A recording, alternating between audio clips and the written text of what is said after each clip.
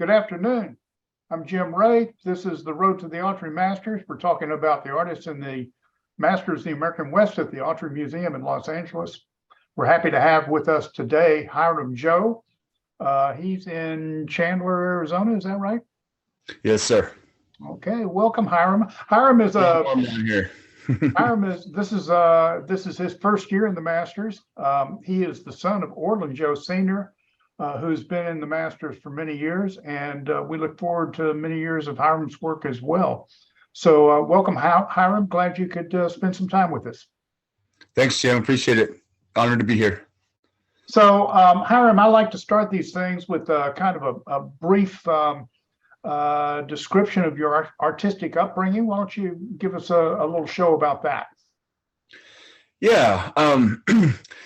So as you mentioned, with my father being a stone carver, I was just growing up around it. I was always able to see, what he was able to do as far as, support a family. I mean, we always had like a nice car and a nice house to live in. Dad was always gone traveling. And so, my brothers and sisters and I would always spend time in his studio, watch him while he was sculpting out there. And so I knew what the lifestyle was like, but I didn't know that I wanted it for myself as I got older.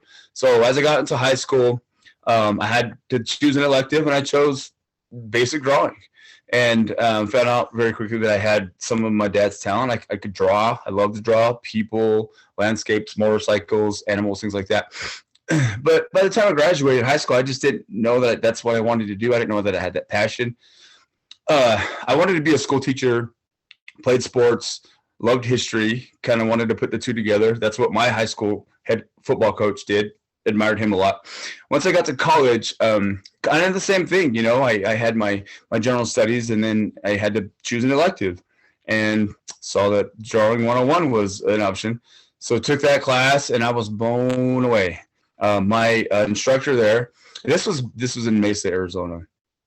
Straight out of high school, 18 years old. And was very humbled because I thought I was getting really good as an artist, but found out quickly that, there was actually more talent than Hyrum Joe out there. And my art teacher saw the potential, would pull me aside, give me little critiques, and they were all positive. And after my second semester of taking a drawing class, I was taking a little bit of oil painting class as well. He kind of just approached me at the end of the school year and just mentioned, Hyrum, I think you'd be an idiot if you didn't pursue this as a career. Kind of nudged me and giving me some encouragement. And I think that's when I decided that, okay, maybe this is my calling. Maybe this is what I should do. I love doing it. I think I'm pretty good at it as a 19, 20-year-old. And I think, just that encouragement, sometimes, when you're young like that, that's all you need. You just need a little bit of encouragement by somebody who's older. In order for you to feel like you're confident enough, or it gives you that confidence, and that's what he did for me, I think. And so I just was in my little apartment, in Mesa, drawing. I do those sketches, did a little bit of sculpture, and just really try to find who I was as an artist. And my dad and I would have discussions, and his advice at the time was to move back to home where I grew up near the reservation. In order to find myself as an artist. And so he was kind of, in essence, I think he was saying, okay, come back home to among your people, learn about the history, the culture here, and so that you can paint, portray, document your people through your artwork. And that's exactly what I did. I think I was 20 to 21 years old when that happened. And that's when I did my first show. I think I was 21 when I did my first art show. I made $400. I sold 2 drawings, $200 a piece. And I don't know how many times I counted my money on the way home after the show. I actually made a little bit of cash off my art. Feels good, doesn't it? That's kind of what did it for me, I think. Yeah. So I think we learned about you through Leroy Garcia over at Blue Rain. You've been with Blue Rain for how long now? Oh gosh, I was 25 years old. So that was back in 2005. Okay. That's how I can remember my age, is by the years. Well, good. So I'm 43, so 2003. Okay, well, let's talk about the work that you've done for us here at the Masters. I think the catalog piece is a painting for healing, a Navajo sand painter. You want to tell us about that? Yeah, I think when I first found out about getting into the show, to the Masters show, this was monumental for me. This was going to be huge. And so I wanted to make sure that I was going to bring something that was special to me, but also that I think that people would find interest in. I wanted people to look at the painting and be like, oh my God, look at the colors. Look at this guy. What's he doing on the floor? I wanted them to be intrigued by what I was doing. So I had to come out with a big painting like this. And so the model, the sand painter in the painting is actually a really good family friend of ours. He runs our sweat lodges when we do the sweat lodges here in Kirtland near the res. And he's also substance abuse counselor. He's a former Marine. And this guy's he's done it all. And he's an actual sand painter? Yeah, he's a medicine man out here. Yeah, his name's Ray. So this guy has been one of the most influential people in my life. So there was a time that I went through divorce, was going through a hard time, was going through a faith crisis with my church, and was kind of being some changes made. I needed some help. Dad had invited me to come up to do a sweat lodge. Sure enough, that's kind of what I needed. It's what healed me, I believe. And just walked out of that sweat lodge that afternoon a whole different person. And so Ray was one of the guys that from that moment he sang the songs, he did the prayers, did the blessings, ran the sweat lodge, and basically the sweat lodge was kind of for me. It was kind of set up for my dad. He told Ray about my issues, and like I said, it was kind of a dedicatory sweat lodge for me. So that's the first time I met him, and he's just been monumental in my life all the time. So that's kind of where I got the idea to do the sand painting. And sand painting is for patients who are suffering from mental illness, or they could have a physical sickness. And the painting on the floor consists of many sacred symbols and elements that so the patient who's sick will come into the Hogan and will sit on the sand painting, sit on the painting, and the medicine man will perform his blessings, his prayers, of healing for the patient. And when the patient gets up and is finished, all the elements in the sand painting have absorbed the sickness, the mental illness from the patient, and which starts the healing process. And that's kind of the story behind that. Very cool. So your other one is pretty majestic. Father Sky, I dance so you can show me the path to happiness here on Mother Earth. Tell us about that bad boy. Yeah. I love the color scheme in that. Sometimes, yeah. A goal of mine is to really use color to bring people in. I want people to walk into a gallery, museum, and all of, just immediately recognize a Hyrum Joe painting. And I think I captured that with this painting, with the sky, the colors, the grays, the blues. And then of course you have the color of the beadwork and the dancer. So again, another painting that kind of is, reflection of who I am as a father, as an artist. And so, I've had my struggles as a father. I've had my struggles financially as an artist.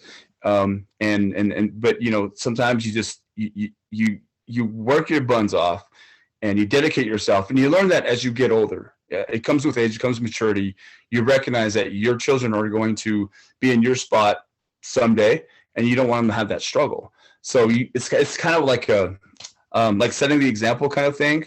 Like I have to man up kind of thing. So one of the ways I'll do that is, through the sweat lodge, of course. And then I've also danced in powwows as well. Again, my dad, he put together a cute little tiny outfit. I think I was maybe 4 or 5 years old when I first became interested in dancing in powwows. And so I had my roach on and my bustle and my breastplate. I had the cuffs and the moccasins, and I just wanted to dance. And so my dad started taking me to powwows. And as I got older, we continued to dance. And then when I had my first son, I took him to dance, and it was almost just a cycle, the same thing. And I think that was so important in our family. in the 3 generations there. But yeah, Powell's is, I think for any dancer, it really is a place of therapy. It's a place of reflection. And when you dance, that drum beat, just boom, boom, boom, boom, the songs, it really resonates with you. You just feel it and you go with it and you dance and you walk out of there. After you're done, you're tired, you're sweaty, but it's just like, wow. It's like you just walk out of a gym, you just worked out. You just got done from a run around the neighborhood. There's no way you can't feel a negative spirit when you're exercising like that. And that's what it is, like therapeutic exercise. I saw your father dance at the Autry several years ago, maybe 10 years ago. It was during a Masters weekend, and he came out and did a hoop dance, I guess that's what it was. Right. And it was a very interesting thing to watch. So Hyrum, when you're considering a work, what goes through your mind to decide that you want to do a particular subject in your art? Oh gosh, inspiration comes from everywhere, and when I say everywhere, I did paintings from dreams. There's times that I've dreamt of something, and in the middle of the night, 3:30, 4 o'clock in the morning, I waking up like, oh my gosh, like what was that about? Is this a calling? Is this divine? And I have a sheet of paper and pencil right by my on my bedstand, right next to my bed, just in case that happens. So you don't lose it. I'm gonna write it down. Take a quick note. I'm tired. I don't want to do it, but I got to do it because this is huge, and I know it's a painting that's gonna be huge in the future. So yeah, you're right. So I don't forget it. I'll make trips back to the reservation in New Mexico, and I'll go to a trading post, and I'll see a scene. Maybe a grandmother, an elderly Navajo woman, will bring in her rugs, but she'll have her 6-year-old granddaughter with her, dressed in turquoise and velvets, and and that's a painting in itself. Gosh, like I said, just driving down the road, things will come to me, and that's I think any artist could relate. They just come, Jim, and so I have a list of paintings of titles that I want to do, probably 60 right now in my sketchbook.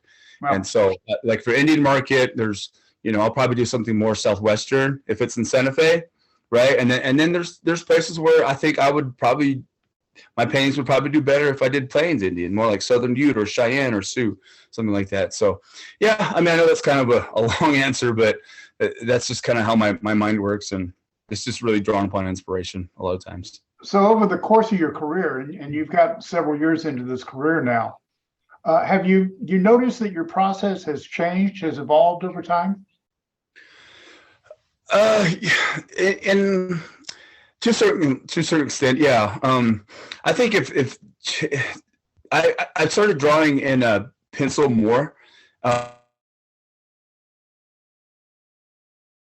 We just lost audio. Hello? I'm going to hope I get you back. But I think okay.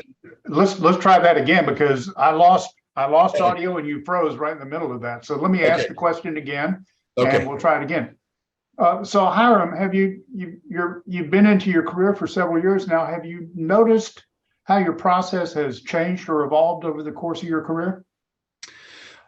I think when it comes down to it, I just want to get better. I'm always studying. I'm always trying different things, and I do want to stay predominantly an oil painter. That's my first and foremost passion.